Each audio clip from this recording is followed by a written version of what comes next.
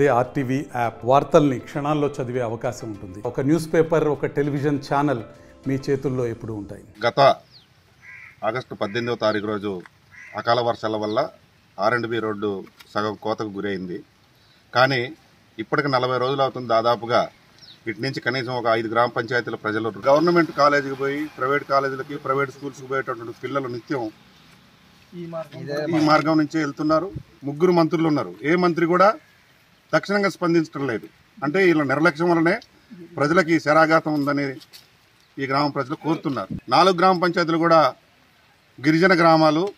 నిత్యం ప్రజల అవసరాల గురించే చేనుకు పోవాలి, లేకపోతే ఊరికి పోవాలన్నా, లేకపోతే ఏ వస్తువు కొనాలన్నా కానీ ఈ రోడ్డు మీద నుంచే పోవాల్సి వస్తుంది. కాబట్టి కేవలం ప్రభుత్వం గిరిజన గ్రామాలని చెప్పేసి కూడా నిర్లక్ష్యం వహిస్తుంది అనేది కూడా తెలుగుదేశం పార్టీ డిమాండ్ చేస్తుంది. పోయిన నెల గత జూలై నెల 18వ తారీఖున కురిసినటువంటి వర్షాలకి రోడ్డు మొత్తం పాడవడం జరిగింది.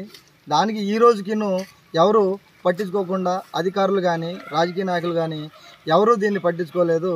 ఇది ప్రతిరోజు నిత్యావసర సరుకుల కోసం గత 5 పంచాయతీల నుండి ఇదే రహదారి మీద జనాలందరూ తిరగడం జరుగుతుంది. అయినా ఏం జరుగుతుంది ఏంటందు చూసుకోకుండా మనోళ్ళు ఆ రోడ్డు ఉన్న కొంది ఇంకా కుంగిపోవడం జరుగుతుంది, కానీ ఎవరు పట్టించుకోవట్లేదు.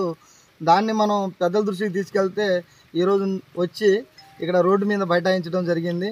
దీన్ని తక్షణమే ప్రభుత్వం చర్యలు తీసుకొని మాకు ఈ రోడ్డుని సరిచేసి ఇస్తారని మేము ఆశిస్తున్నాం. మరిన్ని వీడియోస్ కోసం ఛానల్ ని సబ్స్క్రైబ్ చేయండి. లేటెస్ట్ అప్డేట్స్ కోసం వాట్సాప్ ఛానల్ ని ఫాలో చేయండి. అండ్ లింక్ డిస్క్రిప్షన్ లో ఉంది.